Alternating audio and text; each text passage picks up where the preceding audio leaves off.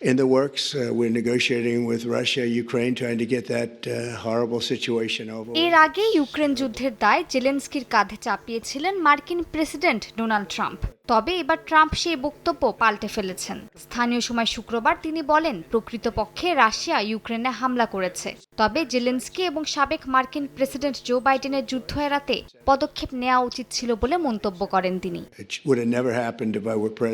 Ukraine যুদ্ধ নিয়ে যুক্তরাষ্ট্রের অবস্থান দ্রুত বদলাচ্ছে।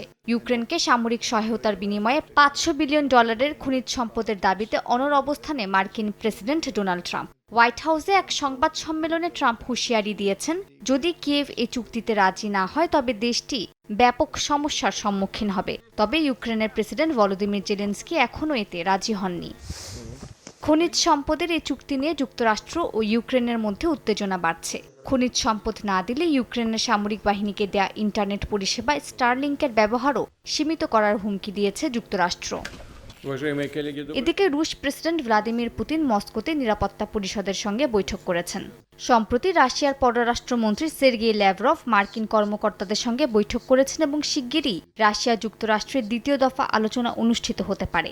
বার্তা সংস্থা রয়টার্স জানিয়েছে, সম্ভাব্য শান্তি চুক্তির অংশ হিসেবে ইউরোপে আটকে থাকা $300 বিলিয়ন রুশ সম্পদের একটি অংশ ইউক্রেন পুনর্গঠনে ব্যবহারের প্রস্তাব দিয়েছে ক্রেমলিন। তবে শুধুমাত্র রুশ দখলকৃত অঞ্চলগুলোতে এই অর্থ ব্যয়ের শর্ত দিয়েছে মস্কো। এদিকে ইউক্রেন যুদ্ধ নিয়ে হঠাৎ করা অবস্থান নিয়ে আলোচনার জন্য ওয়াশিংটনে যাচ্ছেন ফরাসি প্রেসিডেন্ট ও ব্রিটিশ প্রধানমন্ত্রী। তারা চাইছেন যুক্তরাষ্ট্র যেন তড়িঘড়ি করে কোনো আপোষমূলক চুক্তিতে না যায় এবং ইউক্রেনের নিরাপত্তা নিশ্চিতে ইউরোপের ভূমিকা বজায় থাকে।